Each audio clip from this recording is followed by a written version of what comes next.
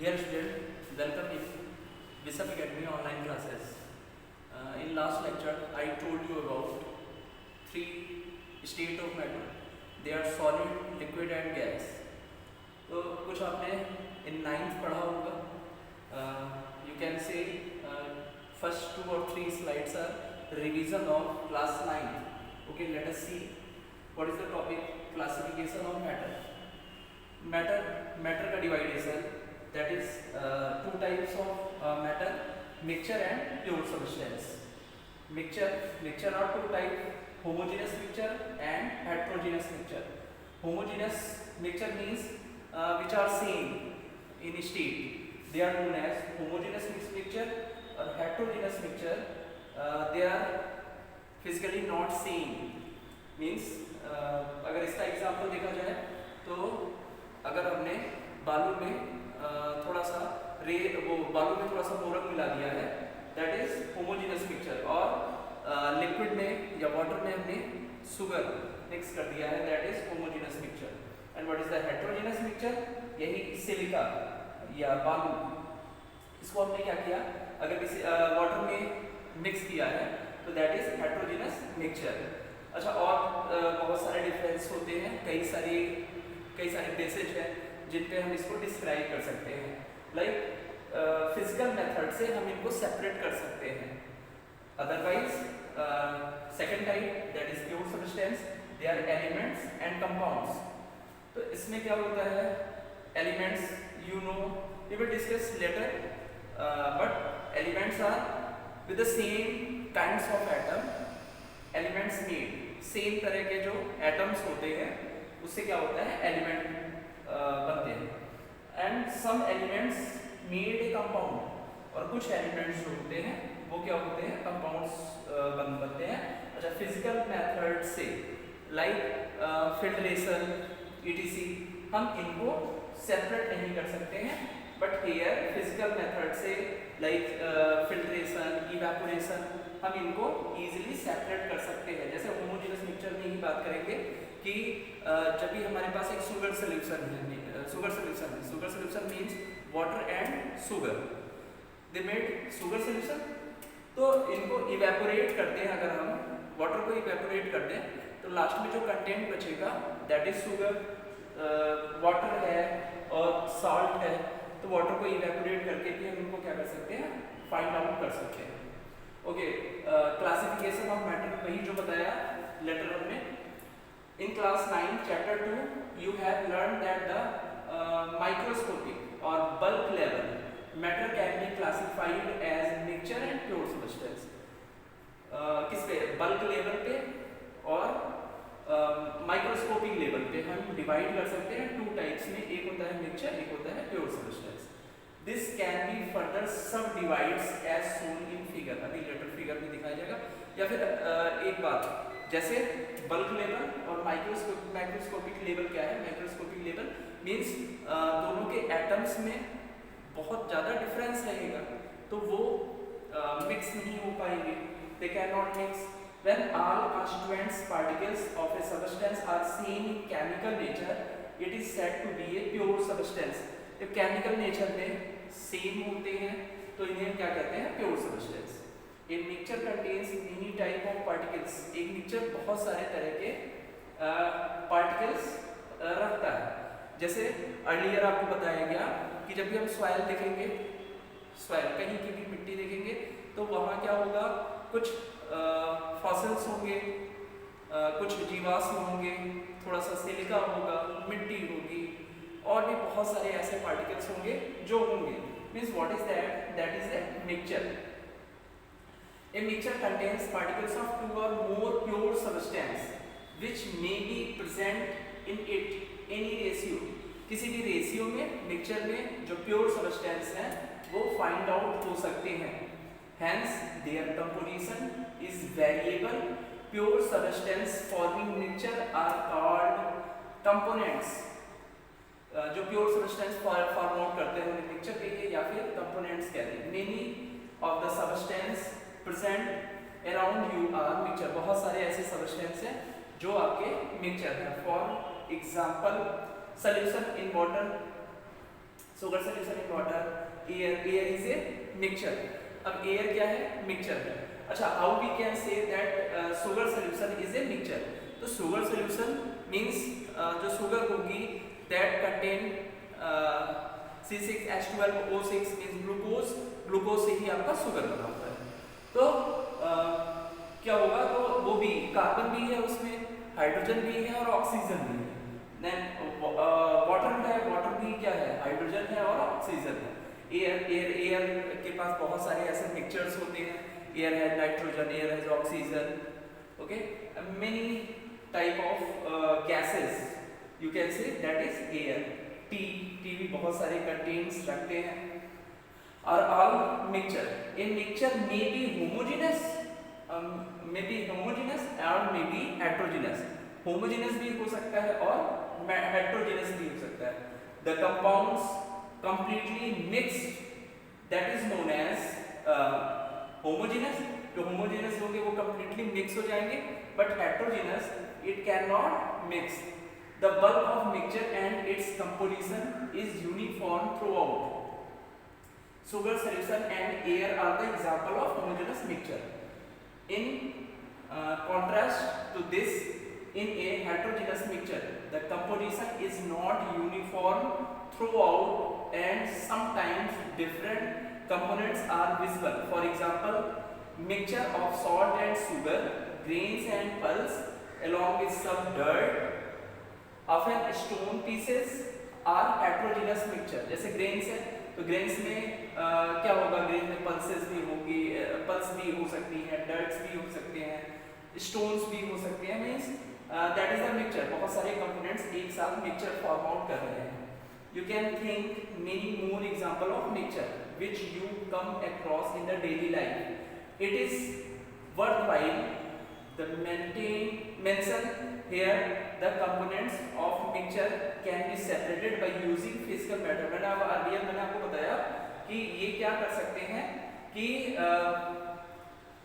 Physical method से इनको हम मिक्सचर्स को सेपरेट आउट कर सकते हैं और हेट्रोजेनस होमोजेनस बोथ दोनों को सेपरेट कर सकते हैं। Such as simple hand picking, filtration, crystallisation, distillation.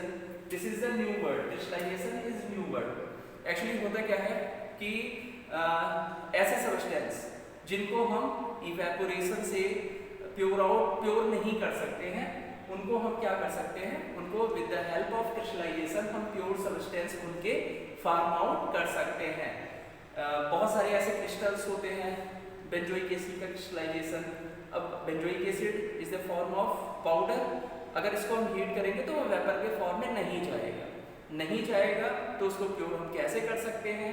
Means they are known as the process is called as crystallisation. Crystallisation के थ्रू हम इसको प्योर कर सकते हैं। एक्चुअली जो सब्सटेंस होते हैं वो बहुत सारे नेचर के होते हैं। उनमें से एक नेचर जिससे किसी मैटर को क्लासिफाई किया जा सकता है वो होता है वोलाटाइल एंड नॉन वोलाटाइल। तो जो वोलाटाइल होते हैं उनको थ्रू द इवेपोरेशन हम प्योर सब्सटेंस कलेक्ट कर सकते हैं, बट जो नॉन वोलाटाइल सब्सटेंस होते हैं उनको क्रिस्टलाइजेशन से ही प्योर फॉर्म उनका गेट किया जा सकता है, वरना नहीं किया जा सकता है। Okay, pure substance have characteristic different from mixture. Pure substance कैरेक्टरली डिफरेंट होते हैं। constituents particles of pure substance have fixed composition। fixed composition होता है copper, silver, gold, water, glucose and some example of pure substance। glucose contains carbon, hydrogen, oxygen in a fixed ratio। अगर हम glucose की बात करेंगे, अभी बताया C6H12O6, लेकिन जब इनका सोल्यूशन बना देंगे तो वो दूसरे फॉर्म में चले जाएंगे। बट ग्लूकोज का रेशियो फिक्स है, C6H12O6, कार्बन 6, हाइड्रोजन 12 और ऑक्सीजन कितना रहेगा? 6। Hence, like all other pure substance, glucose has a fixed composition also। Its constituents carbon, hydrogen and oxygen cannot be separated by simple physical method। इनको simple physical method से हम separate नहीं कर सकते हैं। फिजिकल मेथड अभी आपको मैंने बताया कि that is distillation, that is filtration, that is crystallisation, that is evaporation. इनके थ्रू इनको सेपरेट आउट नहीं कर सकते हैं। Pure substance can further be classified into elements and compounds. ये क्या होते हैं? एलिमेंट्स होते हैं या कंपाउंड्स होते हैं. Particles of an element consist of only one type of atom. बताया कि जो एलिमेंट होते हैं या कंपाउंड्स होते हैं इनके पास सेम टाइप ऑफ एटम होते हैं, एकदम सेम होंगे सारे एटम, उनका साइज, उनका नेचर. कंपाउंड्स में थोड़ा डिफरेंट हो सकता है बट एलिमेंट में तो सेम ही होंगे. These particles may exist as atoms or molecules. या फिर एटम बनाएंगे या फिर मॉलिक्यूल्स बनाएंगे. H is atom, but hydrogen is atom. Hydrogen and also one hydrogen, they form H2, means hydrogen molecule. You may formally with the end molecules from the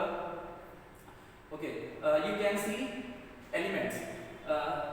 These are the different type of elements और उनके atom. Hydrogen है, oxygen है, nitrogen है, copper है and sodium. तो ये क्या होंगे? डिफरेंट टाइप ऑफ एलिमेंट्स होंगे, डिफरेंट टाइप ऑफ एलिमेंट्स हैं. और what is the molecule? Here is molecules. एक hydrogen and one hydrogen, they form H2. Here we can say one oxygen and other oxygen, they form O2. Okay, what is O2? O2 is molecule, a representation of atoms and molecule. Atoms और molecule का representation है. Oxygen N plus 1 N, they form N2. N क्या है? Atom है. But what is N2? N2 is a molecule. Okay, when two or more atoms of different elements combine together in definite ratio, एक ही ratio में, a molecule of a compound is obtained. H2H and one oxygen, they form H2O. Hydrogen plus oxygen means दो hydrogen H2O, they form a molecule of water, a compound of water. Moreover, the constituents of a compound cannot be separated into simpler substance by physical method. Simple substance में हम physical method से separate कर ही नहीं सकते. They can be separated by chemical method. इनको केवल और केवल chemical method से separate किया जाता है. Example of some compounds are water, ammonia, carbon dioxide, sugar, etc. The molecules of water and carbon dioxide are represented in figure. Next figure.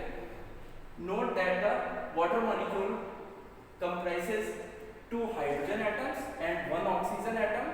Similarly, a molecule of carbon dioxide contains two oxygen atoms combined with one. अभी मैंने आपको बताया कि water molecules, this is the water molecule and this is the atoms of hydrogen. This one is atoms of oxygen, and here oxygen, two oxygen with one carbon, they form molecules or compounds of CO2. यहाँ water molecule and here carbon dioxide molecule CO2. A duplication of molecules of water and carbon dioxide. Carbon atom. Thus the atom of different elements are present in the compound in a fixed and definite ratio. इनका ratio भी fix रहता है. Means one carbon होगा और to oxygen होगा. Same here to hydrogen होगा and one oxygen होगा. Also the properties of the compounds are different from those of its constituent elements. For example, hydrogen and oxygen are gases. Hydrogen और oxygen क्या है? Gases. Whereas the compounds formed by their combination, water is a liquid. It is interesting to note that hydrogen burns with a pop sound and oxygen is a supporter of combustion, but water is used as fire extinguisher. Means जब भी दो atoms आपस में मिलेंगे तो वो एक molecule बनाएंगे, बट मॉलिक्यूल की जो प्रॉपर्टी होगी वो डिफरेंट होगी. जैसे क्या है कि हाइड्रोजन, बहुत इंपॉर्टेंट क्वेश्चन था ये आपका 10th में भी, कि हाइड्रोजन कैसे, what is the identification of hydrogen. तो हाइड्रोजन का आइडेंटिफिकेशन क्या है कि वो पॉप साउंड प्रोड्यूस करता है जब ये एक बर्न कैंडल हम लेके जाते हैं. और what is the identification of oxygen, कि ये कंब्यूजन अकर करता है. जब भी लेके जाएंगे कैंडल्स वगैरह तो उसकी बर्निंग फास्ट होगी, तेज हो जाएगी in the presence of oxygen. And जब हाइड्रोजन और ऑक्सीजन आपस में मिलते हैं तो हाइड्रोजन की प्रॉपर्टी पॉप साउंड और ऑक्सीजन की प्रॉपर्टी सपोर्ट द कंफ्यूजन. लेकिन वो क्या बनाते हैं? लिक्विड बनाते हैं, और लिक्विड की प्रॉपर्टी क्या होती है? लिक्विड की प्रॉपर्टी होती है कि ये फायर एक्सटिंग्विशर होते हैं, आपको बुझाने वाले होते हैं। Properties of matter and there measurement, properties of matter and there measurement, properties क्या होती हैं और उनके मेजरमेंट कैसे कैसे होते हैं।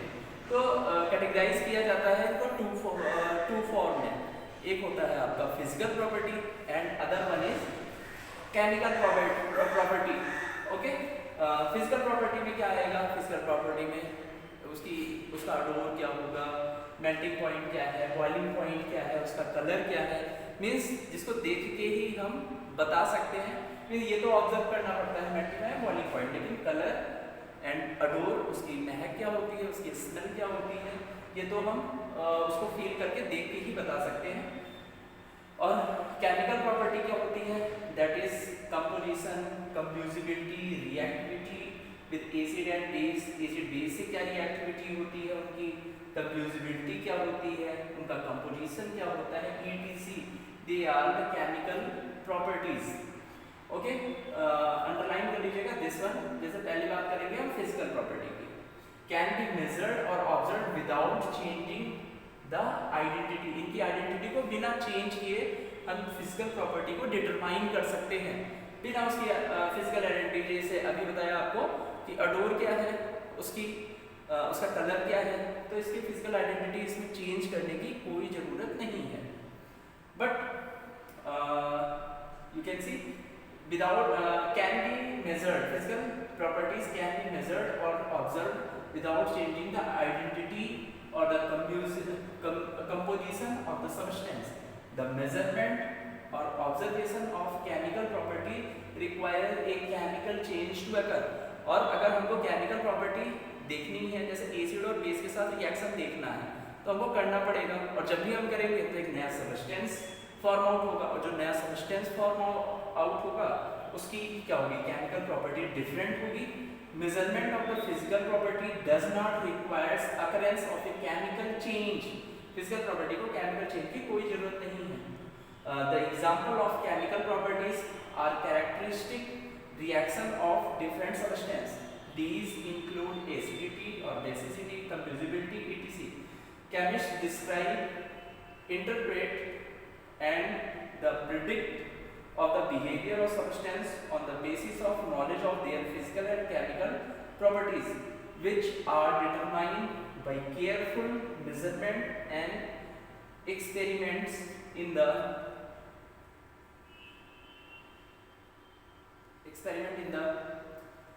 following section.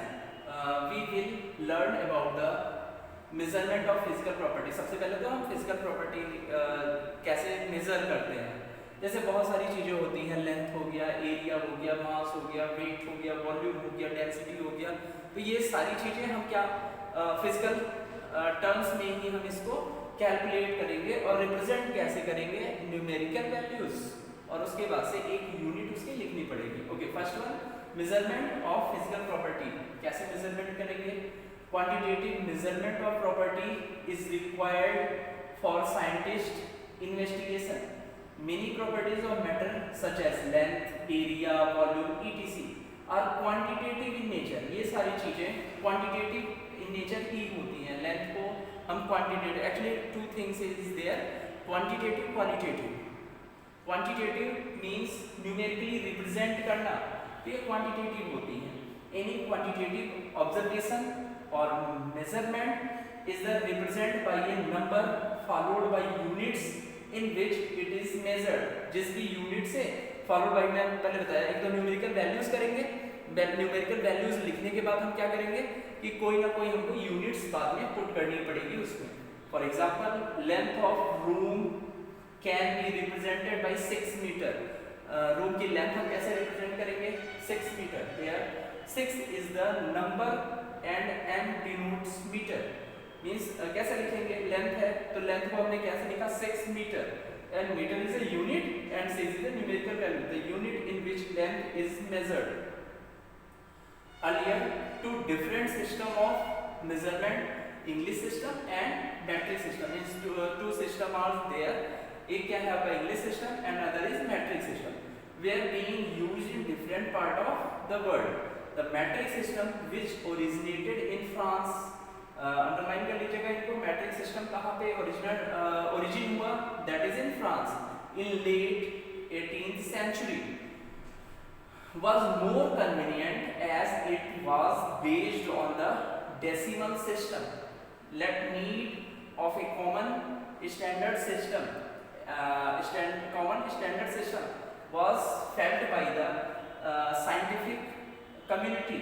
Such a system was established by 1960 and is the discussed in detail below. और डिटेल में means अब नेक्स्ट लेक्चर में सारी क्वांटिटीज जो भी फिजिकल प्रॉपर्टीज को जो रिप्रेजेंट करती हैं उनको देखा जाएगा कि कैसे किसको किसका जो किसकी यूनिट जो होती है वो क्या होती है, लेंथ हो गया, एरिया, वॉल्यूम, इस अदर फिजिकल प्रॉपर्टीज की। तो नेक्स्ट वीडियो में हम ये सारी चीज़ें पढ़ेंगे। For any question and queries message me in Google classroom. Thank you for watching.